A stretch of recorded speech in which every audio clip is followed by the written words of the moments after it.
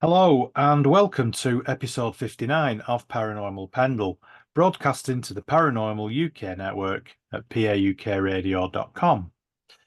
So, before I introduce my guest on this podcast, just like to ask that all my listeners, if you could possibly go to my YouTube channel, I'll put the link in the description below. The channel's called Paranormal Pendle. It's been running in tandem with the podcast for a couple of years now. And I really do need to get my numbers of subscribers up.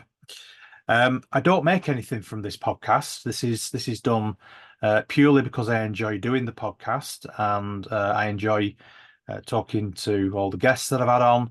I've made some really good friends. In fact, I've got a returning guest coming on today, as you can see if you're watching the video, which I'll introduce him in a minute.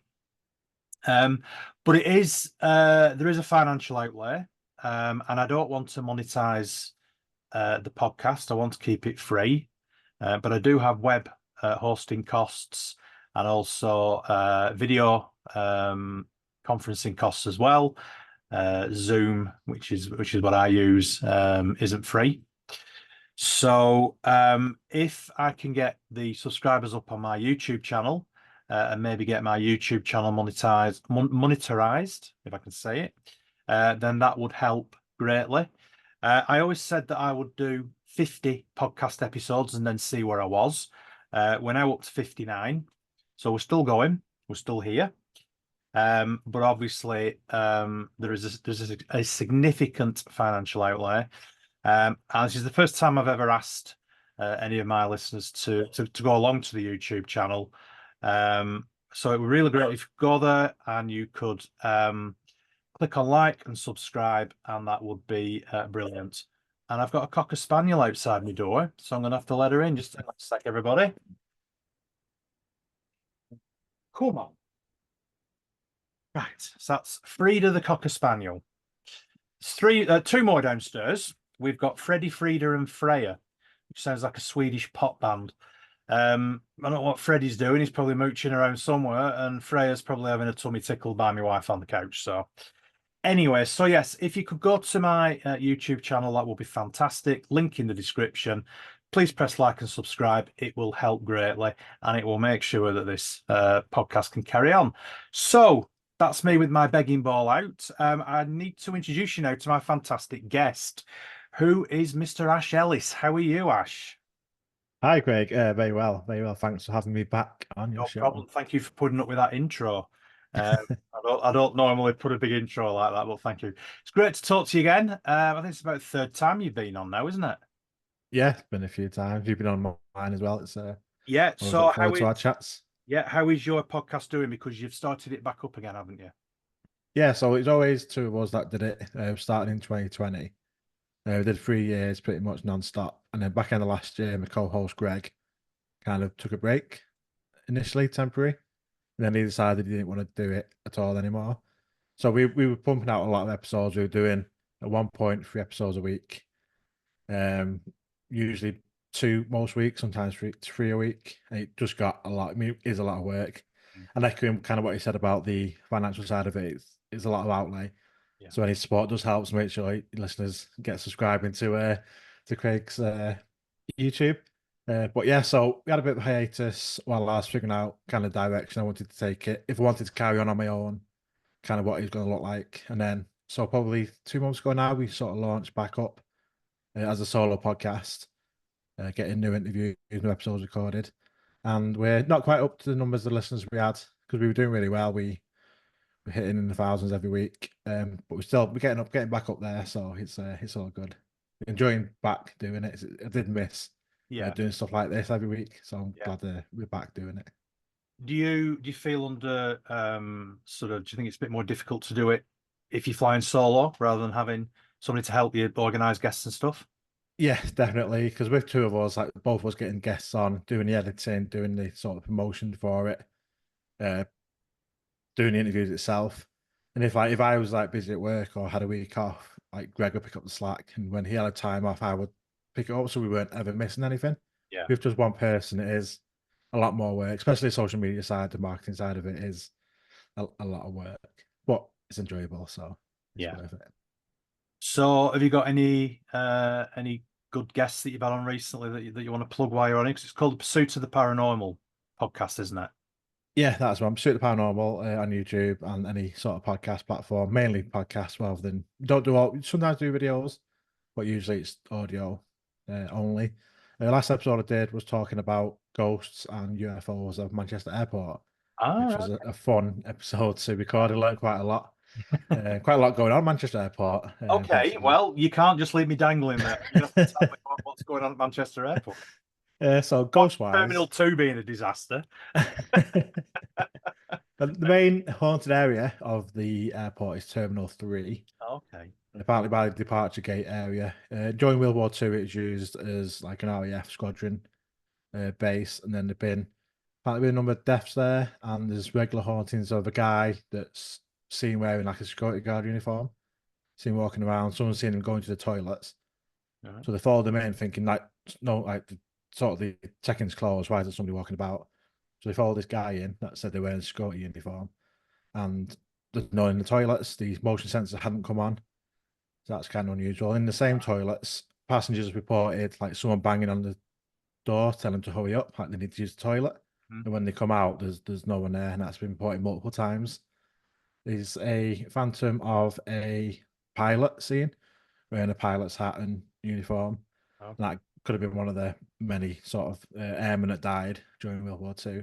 Yeah. That's been seen multiple times. And then one of the air tunnels, like the air bridges, has there been like children heard laughing when the departure area is closed, and like feel like people you can hear people running around and footsteps even though there's nobody about. And in one case, there was not sure what year it was, but there was like Roman soldiers seen on the landing, like near the runway, and it actually stopped planes from taking off or landing Okay. until they were sure that there's actually nobody on the runway. That's how sort of visible these Roman soldiers Wow. apparently were. So quite a few hauntings at Manchester Airport, unusually. Yeah. I'm interested in the Roman soldiers actually. Was there because it's on the south side of Manchester, isn't it? It's quite close to is it close to Sale? Is it Uh, Not too far. It's right on the border of Shore. Mm. But yeah, South Manchester, so it's a couple of miles away from the city centre. Yeah. But I live literally 10 minutes from it. Um, Right. So do you know whether there was either a Roman road or whether there was a Roman settlement in the area at one point? Not sure, but I know that Manchester was there's a Roman road. I think it's from Chester comes up to Manchester. Yeah. So there probably was some Roman settlements, I think, around here. That's interesting. And is it a sort of like sort of legionnaires that people see? Because that tends to be the sort of classic one, doesn't it? Where they see sort of like a group of legionnaires and the because there was one was it Chester where they see them from the sort of waist up? Yes, I Yeah, think that's so somewhere Chester. in Yeah. Chester, isn't it? Yeah, which is obviously was a big Roman settlement. So yeah, so is it sort of like that sort of Roman legionnaire type thing, do you that they see, or I couldn't find that much information on it, but I think typically that's kind of probably, yeah, what yeah, people. I think that's what people imagine when you say kind of like a yeah, Roman, isn't it? Really? yeah. The Roman road quite close to here, actually, quite close to Pendle Hill as well, because we have a settlement at Ribchester, which is not too far away, where they've recently unearthed baths and everything. So it was quite a big garrison, and there have been Roman soldiers seen on the site.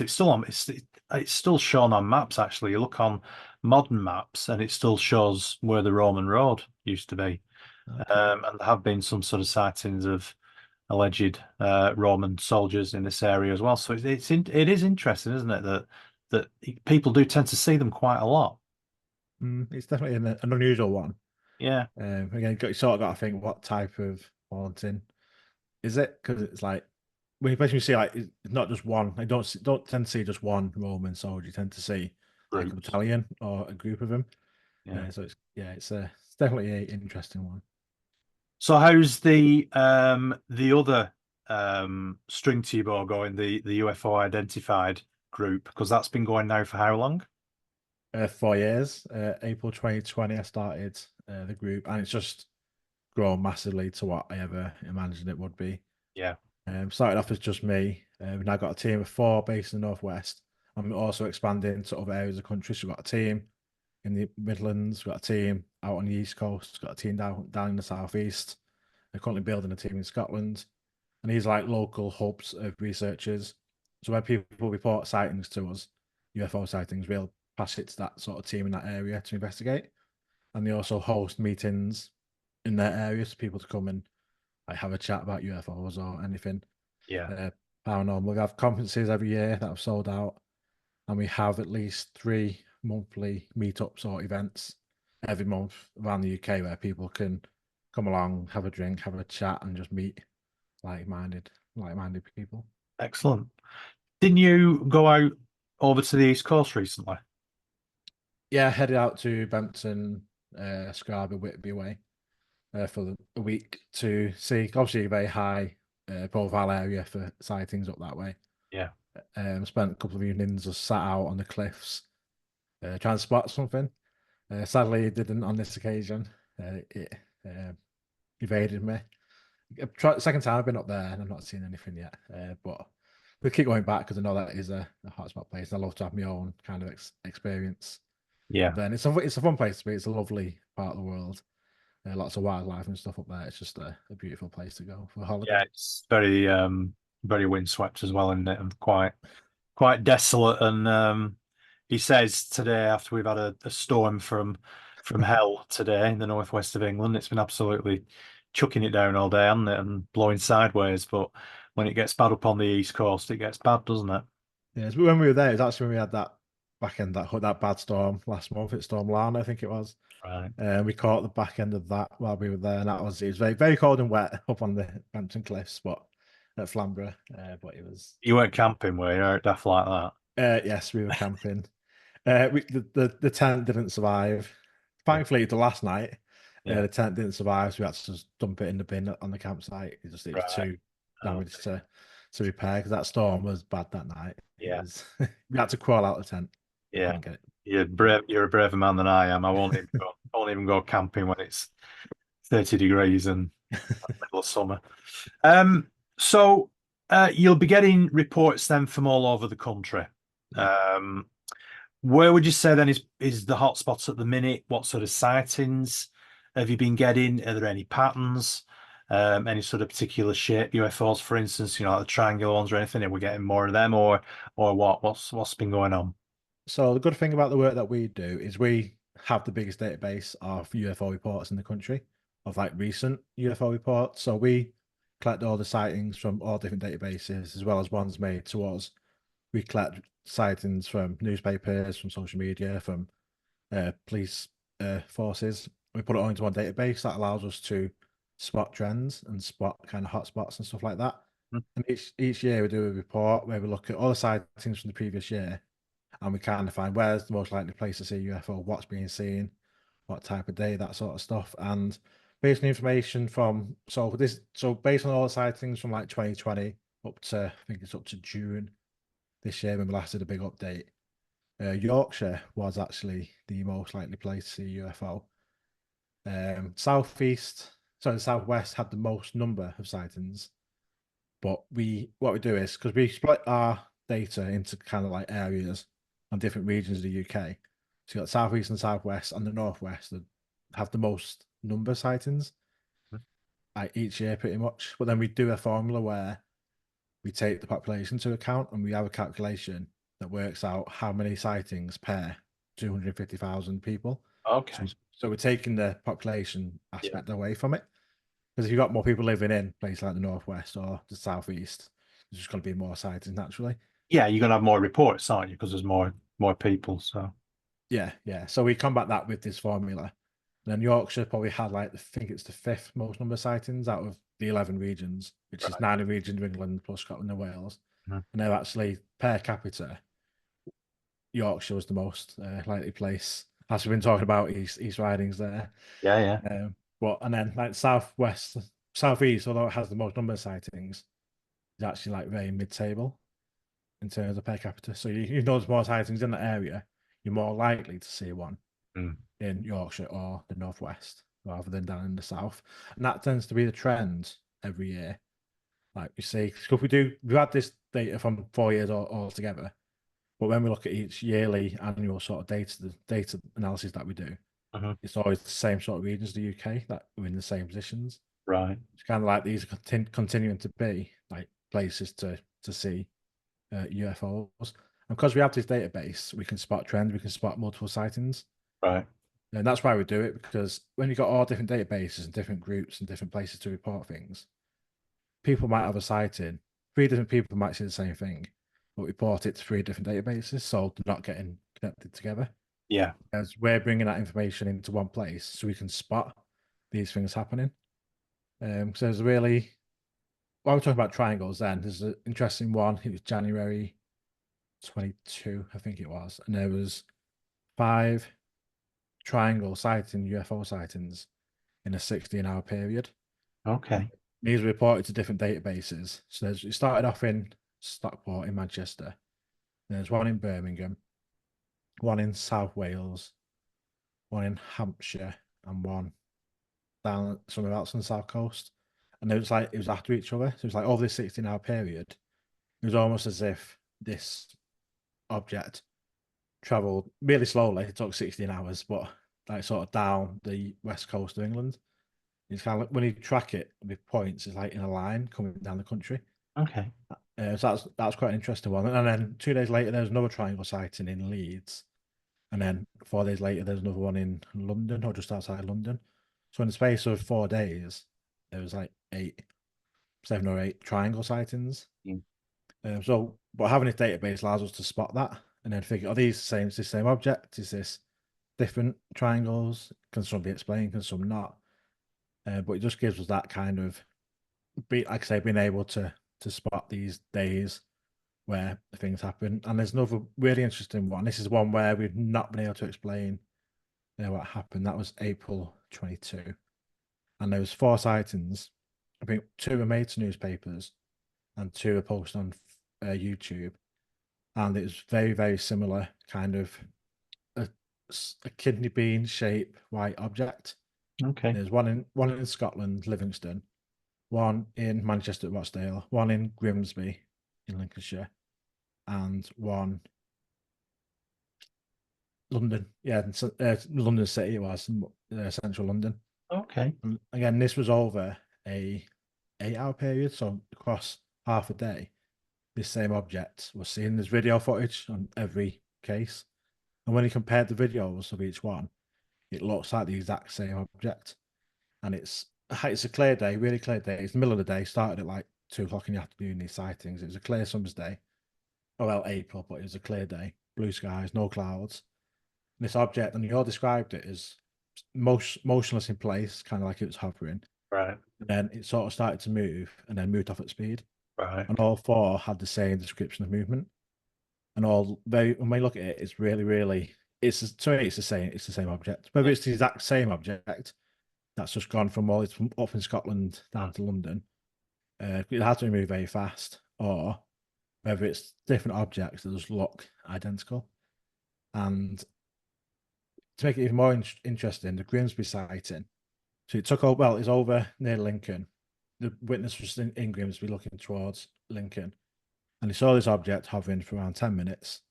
And then it started moving off inland from the coast, like over Lincoln and more into the middle of the country. 10 minutes later, an AWACS plane from Warrington appeared and was doing like a search pattern in the exact same area where this object had been, like 10 minutes earlier. So I obviously looked into it, and I've got all the flight radar data. Did freedom of information requests with the RAF to find out about this flight path. It took off from the airbase not too far away, flew up to the east coast of Scotland over the North Sea, came back down. So it's like a straight line up to Scotland, near enough a straight line back to Lincoln area, but then started doing this crisscrossing above Lincoln, exactly where this object had been seen 10 minutes earlier. They did that for about 20 minutes and then went and landed at the airbase. So it's like, that doesn't seem normal, like to me, to be doing this, like pretty much like a search and find kind of Yeah, like search pattern. So I reached out to Proof Freedom Information. I asked them, like, was this a planned routine flight path? Was it like detoured on its way back? Was this exercise part of it or anything like that? And all they said was It's a routine sortie. Nothing unusual happened. And we know because nothing happened, the flight data's already been destroyed. But I put this request in less than a month after the sighting. So in my head, I'm like, surely they keep flight data for longer than a month. And this Mm. was less than a month at this point. So I just thought, this is why have they not? I mean, it might be no process, I don't know. But them say, yeah, this was a normal routine flight, nothing happened, but we don't have the flight data that to give you. It just seemed a bit unusual. It's just mad that it was in the exact same place where this weird object had been seen just 10 minutes earlier. It's just really, really mad case. And when we tried to explain what the object was, there's nothing that we can explain that matches the video, matches the witness testimony. It's just a really mad case. And one of my favorite ones because obviously we get a lot of cases. I investigate a lot of cases, and vast majority, 99% of them, we get an answer to what it was, and we explain that to the witness. It's just part of the job. It's just that most figures are identified. So when Yeah. we get the ones that we can't, that's when it's like this is what we this is what we do it for. To get these ones that we think, what the hell is this? In this case, I've been working on it a couple of years. It's just like, yeah, I cannot explain these four sightings really. Four independent witnesses, four different parts of the UK, all seeing the same or very similar object on the same day, literally in the space of a couple of hours. Yeah. It'd be interesting to write back to the RAF to ask them what the retention policy is then. Yeah, that's probably a great question. That's probably a good question. I did actually have a source, a current serving RAF pilot, and I used to go over questions. They come back with me quite friendly. He used to give me quite a lot of information, and he asked me about this one. I asked that questions like, how long does like flight data usually kept? Yeah. Never answered me, and hasn't spoken to me since. I was Right. just like, hang on, you ghosting me. When this is like a really important one, I was like, you've ghosted me. And that's spoke to me for like 18 months now. That one, well, since yeah, nearly 2 years since he spoke Right. to me, which is a shame. But it's just weird that he didn't answer that question and never spoke to me again. So there's a distinct possibility that they're actually covering something up with that one. There's something going on, definitely, definitely. It's something. It's a weird one for sure. What do you think about the theory that the triangular UFOs are actually military aircraft? I think a lot of them could be. My own sighting was a triangle UFO sighting back in '97 when I was a wee kid, and but that back then it was when the Starfighter was kind of coming out, being tested and kind of coming into development. So that I think that back in the '90s, that could probably explain a lot of the kind of classic black triangle Yeah, ones. yeah. But the ones that we're seeing today, like the one mentioned a bit earlier, five triangle ones, kind of in the same day. It's hard to know because these are populated areas, and you'd think, even though there was quite a lot in one day, you'd think there would be more people seeing it if it was something kind of ours that was Mm. seen quite obviously in the sky. And so it's weird that although it was that is a lot for one day, it's still weird that is not more, especially when it's going over places like Manchester Mm. and outskirts of London and Leeds and Cardiff. You'd think there would be more than just that one case that I've been able to find. Yeah, and you also don't. You tend to find that military aircraft don't go over very populated areas, do they? Mm. Yeah, you see a lot out in Scotland and stuff like Mm. that And over Lake, the water doing the Lake testings. District and Yeah. over Wales, because that's where they do the training, isn't it? In that Mm. sort of mountainous terrain, but it's also quite isolated, isn't it? So people don't see. I mean, we get military aircrafts coming over here. We get a lot of Chinook helicopters coming over, believe it or not, and they all follow the same flight path heading up towards North Yorkshire. But again, it's because they're on manoeuvres. But I mean, it is quite rural out here, so it's not like I'm in the middle of a city. So if you're seeing these things in the middle of London or the middle of Leeds, as you said, or um, these other major sort of conurbations, you just don't tend to see military aircraft in those airspaces, do you? No, no. And what's a bit more what I found with two of the sightings? Well, not these sightings on that day, but two different ones that I've researched. One was in Didsbury, near to Manchester Airport, Mm. last year, and one was at Manchester Airport. I think it was in the early 2000s, and they both described a triangle, but Christmas tree. so it was an upright triangle. So rather than like usually you see a triangle, it's kind of like flat down to us, looking up at it, like underneath of it being a triangle.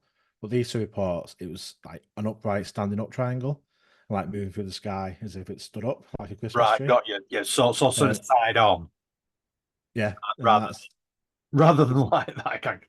I've got my thing on.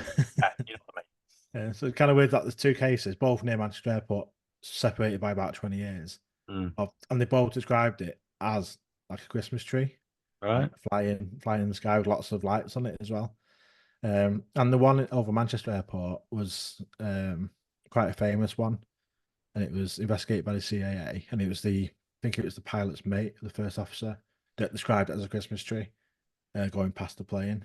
It's a near miss. It was classed as, and the CIA investigation I concluded that it was unexplained. They couldn't explain what like the pilots had seen.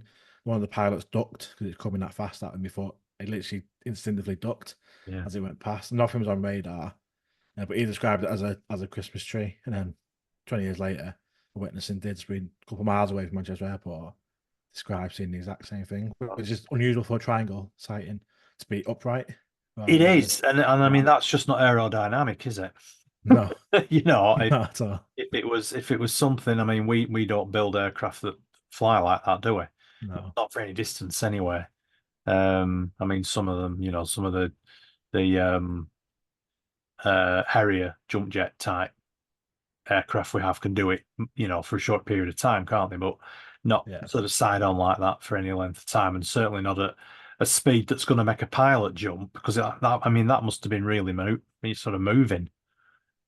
Yeah. Yeah. So they only saw it for a few seconds. Yeah, And now immediately on the air traffic control, they couldn't see anything. Like I said, CIA investigated it and couldn't explain. Both of them saw it, the captain and the first officer. yeah. Did you get freedom of information request on that one? No, not. I think people have done all that work before me. There's a lot of quite a lot of documentation available if you. So I think it's 1995 actually, not Oh, okay, 2000. right. But So it's yeah, quite around 25 years ago, something like right. that. So there's quite a bit of stuff out there if you go looking for it. Yeah, yeah, it's been quite well researched that one. Have you had anything from East Anglia, from Suffolk and Norfolk, that sort of area? Yeah, we have. Let me look at. Put you on the spot now, haven't I? I was But bringing up my the only data. reason I ask is that I do go down to Suffolk quite a bit. Got a good friend who lives down there, and the last time I went down, we went to Rendlesham, which was an interesting experience. I just wondered if there are still sightings down there. I think you've been to Rendlesham, haven't you? I was wondering what your thoughts about it were. Yeah, I think it's 2 years ago this month actually when I went.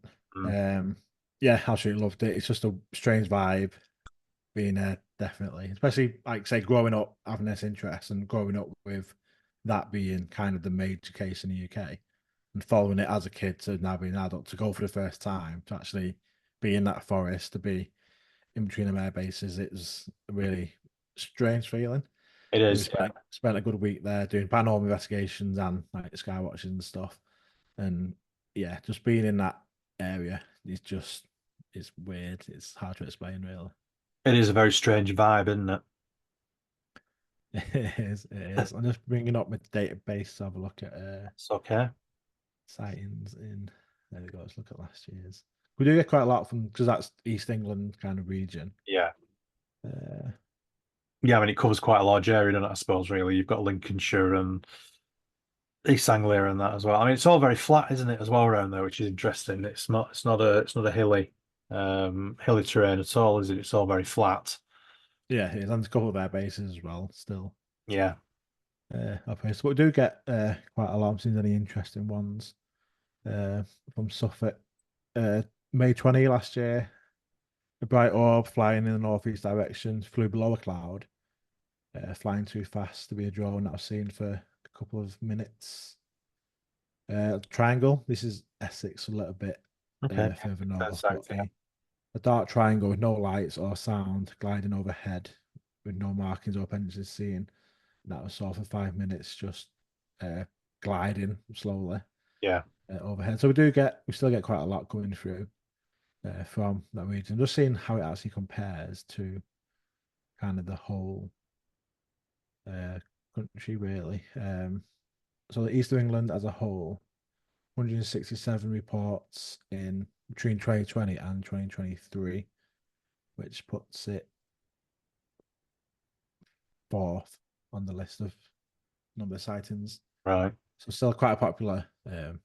And I think especially obviously from there you got the coast, and a lot of clear skies. I think it's not that much of a built up area. No, that's So right. that gives more opportunity Yeah. to spot something.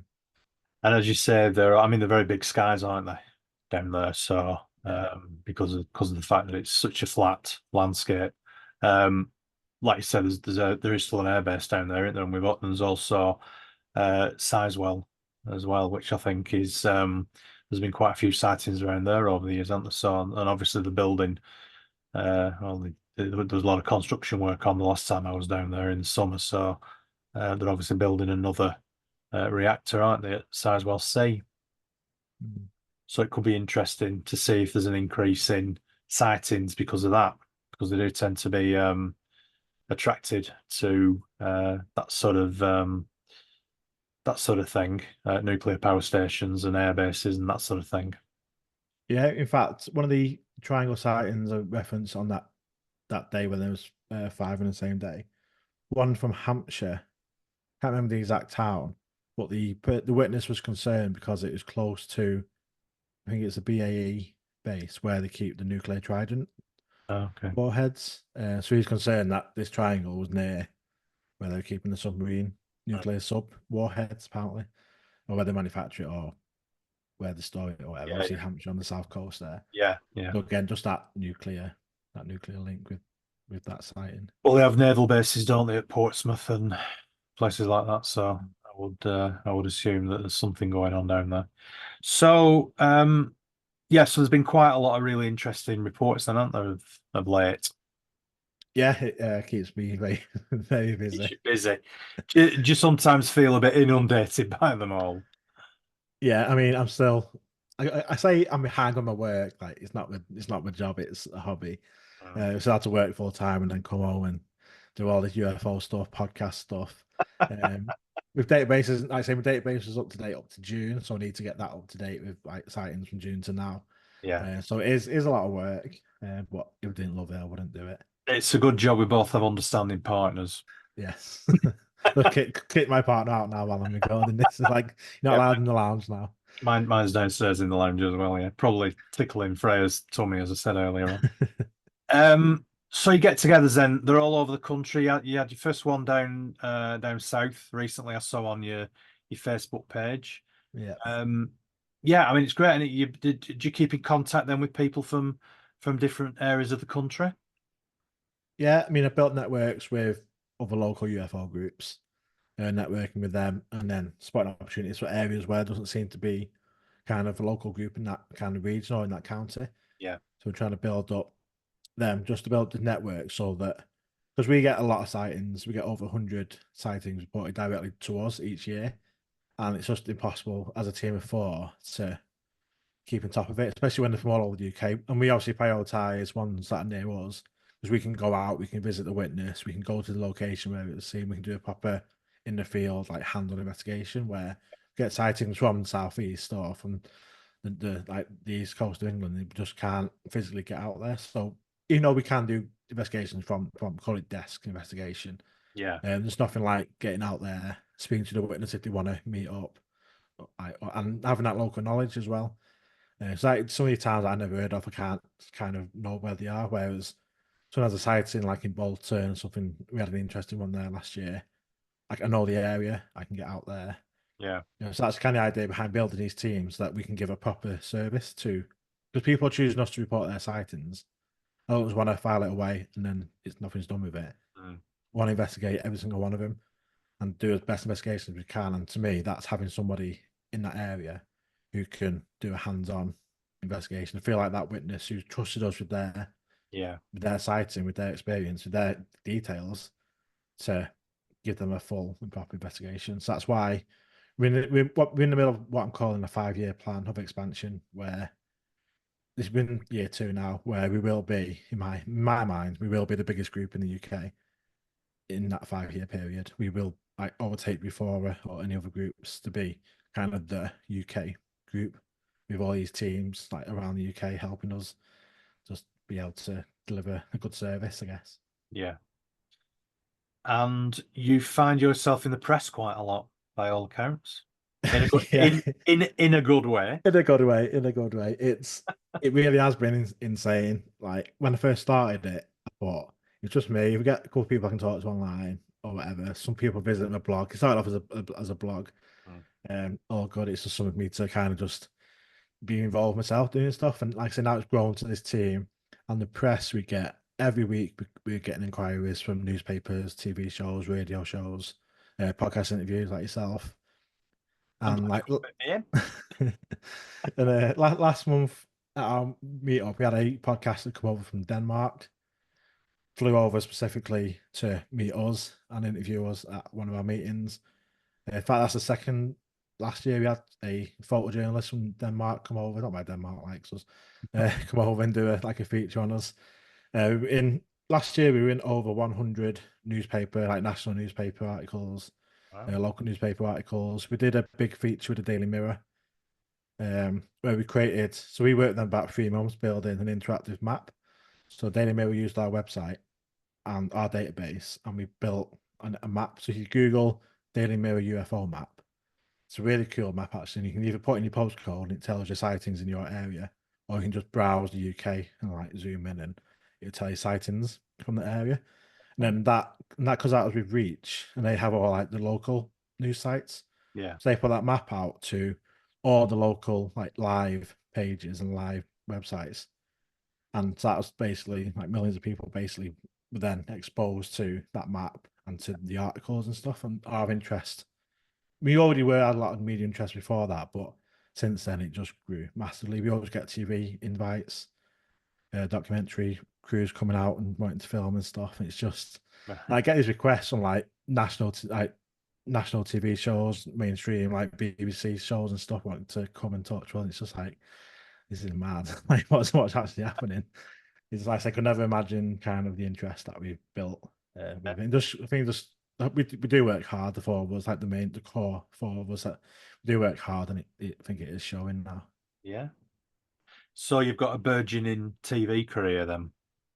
Maybe I'm here to do newspaper. We kind of like when we get TV requests, I tend to give that to Abs. I think she's better in front of the camera. Right. I'm better, I think, talking rather than being in front of a camera.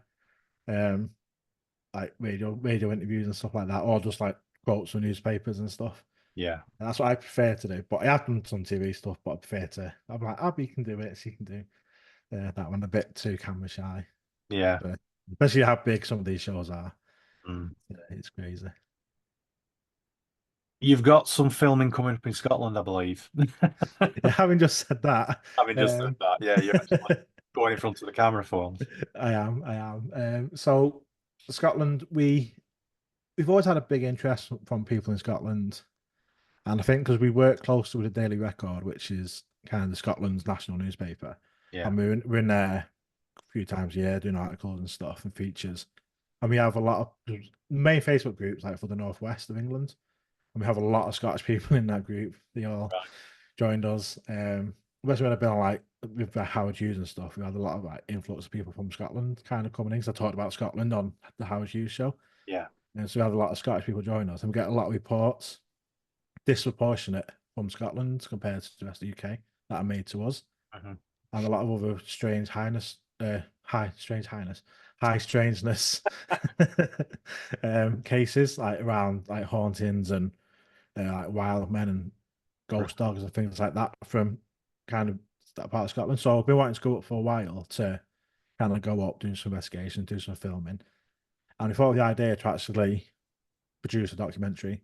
It's planned to be a documentary series, so I think probably 3 or 4 episodes of a documentary in the season. So in 2 weeks now, actually, we're going up to Scotland for a week. It's just going to be we've got a film crew buddies coming with us who are filming, got proper equipment, proper high end filming equipment and experience. So 3 of us in UFO Identified plus the 2 film crew. So we're spending a week in Scotland around South Edinburgh up towards like Falkirk and Stirling and that whole area, investigating, doing interviews with witnesses, and doing some investigations in both UFO and other high strangeness. And so each episode is going to be like one can focus on UFOs, and next one to be like kind of these strange hauntings, and then kind of linking it all together and how and why this region of Scotland has like such a high number of weird things happening. And how do you feel about being in front of the camera? I had my haircut. I It's going to thought be mad. I thought it was just falling out. No, I need to get it dyed again. But it's the shortest I've had it in a long time. This, but yeah, no, I'm excited, but obviously nervous because it's going to be like UFO identified team in front of the camera quite a lot, Yeah. and obviously we want it to do well. We've got a good vision for it. I'm made it quite kind of clear that I want the vision I've got is how I want to see it. So in terms of the editing side of it, Mm. I'm gonna have a lot of input into making it appear how I want to make it appear. Yeah. And obviously I'm gonna be on the camera quite a lot, so I need to make myself look good. But yeah, excited, nervous, but just can't wait to get out there and just see if we can see what we uncover. It's going to be a good week. If we don't Well, rain all day. I wish you all the best luck. I'm sure you won't need it. I'm sure you'll enjoy it. I hope you have a little bit more luck than I did when I was in front of the camera, because what was produced was not what we were told was going to be produced. Me and Right. a few other people that went along to do this filming, mainly due to the film makers being what they were told they were producing wasn't the distributors didn't uphold the part of the bargain. I'm trying not Right. to mention any names. So yeah, so it was a very long day for, I think I had about 10 seconds out of the final footage. But I actually enjoyed it. I really did enjoy it. And I think once you get there, you'll probably find you quite relaxed about it, and you don't actually realize there's a camera pointing at you. So you'll have a great time. Keep off the local firewater. Don't be having to, it's like I me. think If you took me up there, I'd just be drinking whiskey all the time. whiskey and fried Mars bars. I think that'd be the diet. I've never had a fried Mars bar. It's not. I don't think it'd do me diabetes any good. That I've just found out I've got. Anyway, I Oh won't go wow. into that. Anyway, so yeah, so you've done quite a bit of speaking as well recently, at various conferences and stuff. So again, how did you find that? Any really good ones you enjoyed? Actually enjoyed doing all of them. Again, not being a public speaking type of person, never spoken in public before, always kind of shied away from being the center of attention, stuff like that. I don't like people looking at me. And so the first one I did was at our own conference. I only did a 15-minute kind of intro, and did a bit of information on the data around the sightings. Now it's because that's like our own conference. It's kind of like I kick it off and then hand it over to the other members of the team to do like kind of finish off our kind of segment. And then we was invited last year to do a talk in Pwllheli in North Wales. So they paid for us to stay and travel to Pwllheli. It was about a 3-hour drive, Yeah, and give a talk at a library. Kind of, well, it's at a theatre connected to a library. Kind of like it was a sci-fi month, but they're looking at kind of like UFOs and stuff as well. So they found our website and invited us to come and speak, and that was like a 500-seat theatre with a big massive stage. And there wasn't 500 people there. There's a decent amount of people there, but we didn't know how many people were going to be there. So like, it could be 500, it could be sold out, it could be 10. Like I had no idea how many people were going to be there. And when he kind of like being paid to be there as well, it's like we've got to do it good. Because yeah, that was scary, but again, once you get up there and once I start talking, because I know the stuff, mm, and like, I don't even need my hints. I can just reel everything off. It's all in my head. yeah. Once I get into the swing of it, I'm fine. You don't even think about the people there. You're just talking about what you know about. So that was really fun. And then in January, I went and spoke at Birmingham UFO Group.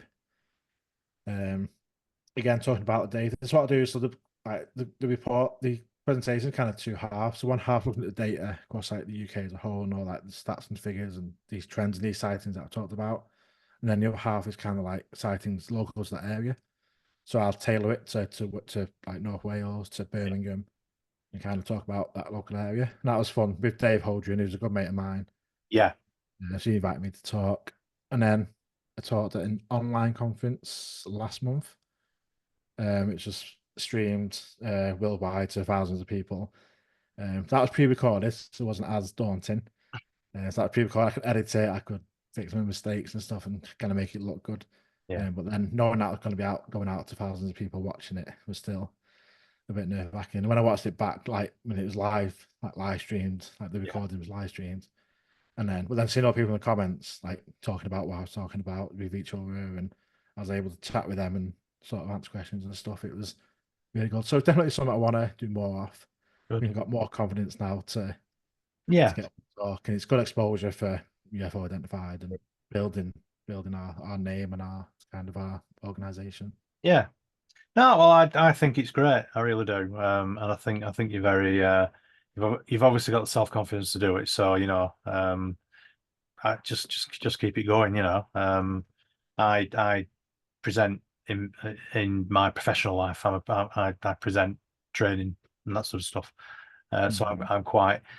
I'm okay stood up in front of a big group of people, but I know that a lot of people do find it daunting. So for you to do that, I think is really good. And I can only congratulate you on that. And obviously you've been getting some really good feedback, and people obviously want you back. Although so you must be good because people are asking you to come back, which is really good. So Yeah, it's good. and yeah, Like I say, it's daunting. Again, like I oh, say, it I've is never spoken in public before, and no, you don't know how people are going to take it. Like the data, like with the numbers and the stats and stuff, and charts and graphs. I love that sort of stuff. I mean, I do data analytics at work and stuff, so I love that side of it. Whereas no, a lot of people don't. So you kind of like don't know how people are going to kind of receive.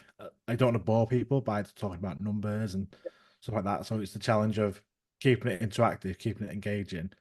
But when I've done it live, you always have to throw stuff out to the audience, and they're always receptive and like yeah, get involved and stuff. So that makes me think, yeah, this is actually you're enjoying it. brilliant. I get a lot, like I say, a lot of feedback. People coming over afterwards and saying like really Then how enjoyed it good and it stuff. was. And Yeah. it's good. It's Have, good. have you got any coming up that you've got planned or? No, only next year. I'm at Paranormal Conference this Saturday. As a stall holder, Yeah. selling. I've got a couple of books.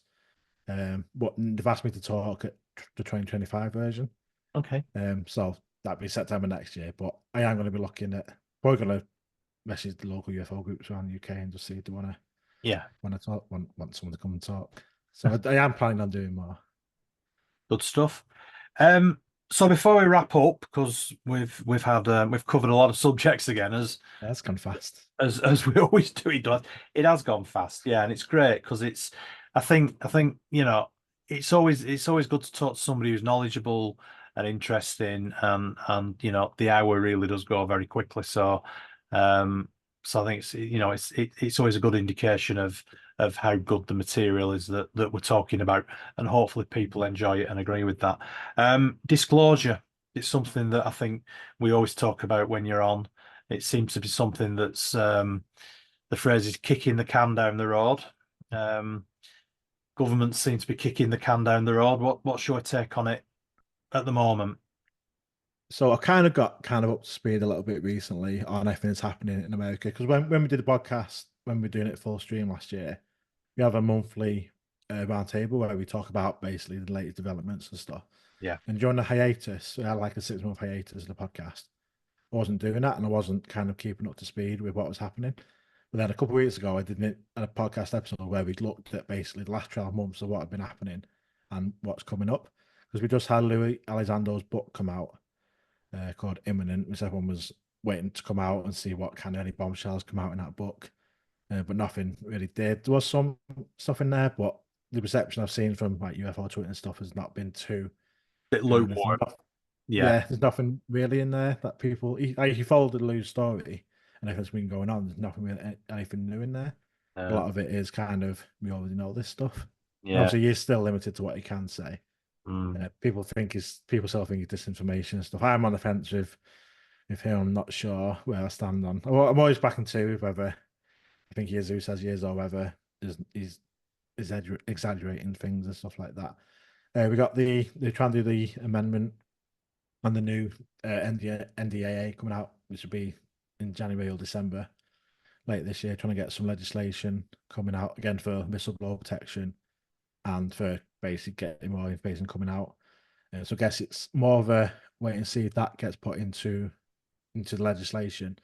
We might see something come, because it has been pretty quiet. Although it's like last year we had Grush and all these revelations coming out, but then this year it's kind of been quiet. A lot still happened. There's been hearings. There's been this hearing planned for November, another congressional hearing that we'll have to see who's involved in that and what comes out of that one. But I think with obviously the election as well, all that going on, I think it has kind of got quieted down a little bit. So I think it's going to be next year before we kind of think get anything new. I still don't think we're going to get anything groundbreaking. I don't think we'll ever be told what people want to be told, whatever that is. It seems to be a fiery couple of years, but I don't see. Yeah, I mean, I think people want to be told that UFOs are real and that aliens are real and we're being visited by, intelligent creatures from other planets. I think that's what people want to be told. Whether they're going to be that specific or not. I mean, the thing that always makes me wonder, and I'd be interested on your take on this. I believe that American presidents, one of the first things that they're briefed on is the existence or not of extraterrestrial intelligence. So basically, what these UFOs are, and they're briefed on this. Now, there are certain ex-presidents and certain presidential candidates at the moment who are not the most tight-lipped, shall we say, about things. And if certain presidential candidates were told about this in the past, I'm surprised that they've kept it quiet. Yeah, no, definitely agree with that. Did Would you think I say that would be right? the one that would tell us, like, out of any of them? Mm. It seems to be that like say some other presidents have talked about it. Then Yeah. there's other presidents that have said no, like there's nothing to it, like we don't do anything with it. So I don't know whether it's above them, whether they get told some stuff, like kind of just some of the maybe defense aspects of it, but not actually All of anything it. juicy. If this one gets back in power, will they tell him? I don't think he knows anything personally. I don't think he might not be the one to tell the world if Yeah. that was to be the case. I never was a truer statement made, probably. But no, it's interesting. So you don't think there's going to be anything imminent? No, no. But interesting you say that word imminent, because when we did an episode with Dave Smith talking about what's been happening, the name of the book by Louis Alexander is Imminent, and we can discuss that title. Like, what does that title mean? Does it mean something is imminent? And that's kind of like a hint that something is coming, because it's kind of an unusual name for, especially when the book's more about like the history and his role and his work, to then call the book Imminent as if something's coming in the future. Yeah. It's kind of an interesting title, whether that was a bit of a Easter egg to something coming that he knows but can't say yet. Do you not think it serves a purpose though to sort of keep it bubbling along? Because obviously then, people like him are gonna sell books. They're gonna be on TV programs, especially in America. They're gonna be interviewed. I mean, there's quite a few sort of high profile experts in inverted commas, isn't there, over in America? And to me, I do wonder whether some of them are just perpetrating this myth that there is going to be this massive disclosure at some point, just to string people along, just to keep them interested, just to keep selling books, just to keep going on, getting paid to go on TV programs. I mean, if I haven't read the book that you just talked about, but if it's nothing new, if it's just rehashing, it'd be like me, rehashing my first book. There's no point to it other than, I mean, obviously I'm not a big name in the same way that he is, but he's obviously going to be selling millions of books, hundreds of thousands of books, millions of books, maybe. It serves a purpose just to rehash stuff and not bring anything new out. That's the way that I look at it anyway. Yeah, I mean, with some interesting stuff in there, but nothing, like I said, nothing, not a lot of it, nothing. There's just some new stuff people talk about, but nothing I think great. Like you say, the whole disclosure movement is a gravy train, Yeah, and they want to keep that gravy train moving. yeah, Like, there's a lot of people not saying like Lou is, but there's a lot of people that are yeah, just yeah, drifting it, and yeah. it's their benefit that they keep this Absolutely. interest going because they Yeah. keep selling their books and getting Yeah, their no, fee. you're one of you're one of the few people that I've spoke to that's actually put it in that way. Um, because I agree absolutely with what you just said. It is a gravy train, and it does suit the purpose of certain people just to keep rehashing, and just maybe drip feeding, oh well, we're gonna have disclosure in 6 months, or we're gonna have disclosure in 12 months. So, keep buying me books until then, sort of thing. Mm. So yeah, so it's interesting. I'm sure there are some genuine people out there as well, but there are some that perhaps are less genuine than others. And I think we did very well not to mention any names. Well, it's been great chatting with you again, Ash. We're coming up to about an hour, which is about the length of time I like to do these podcasts. It's been great talking to you again. Yeah, Um, it always I is. am I am really pleased for you in the way that everything since we last spoke has come on for you, especially with Thank you. with the group expanding and your burgeoning media career as well, which I shall watch with interest from afar, waving, going, yeah, don't forget the little people like me. I'm sure you'll have a great time. Please keep in touch. Please, let us know what's going on. If there's any interesting UFO sightings, particularly from around my neck of the woods, it'd be great to hear. Where can people get in contact with you? Was the best place? So the main probably on Facebook or so any social media under Ash Ellis or UFO Identified. I kind of run all the social media, so any messages to any of them come through to me. And also the website ufoidentified.co.uk. Yeah.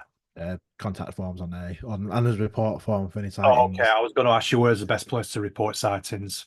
Yeah, I got a form on there. Quite a lot of questions. We don't need to fill them all in. Just obviously as much information as possible helps us. And then if you do put a sighting in, someone from the team will be in touch to discuss it further. But yeah, social media, UFO Identified or Pursuit of the Paranormal podcast. You can find me around there. Excellent. Well, good luck with everything. You're a very busy man. Cheers, Craig. No worries. And thank you for coming on. It's been a pleasure talking to you. Anytime. I'll see you later. Thank you. Bye bye.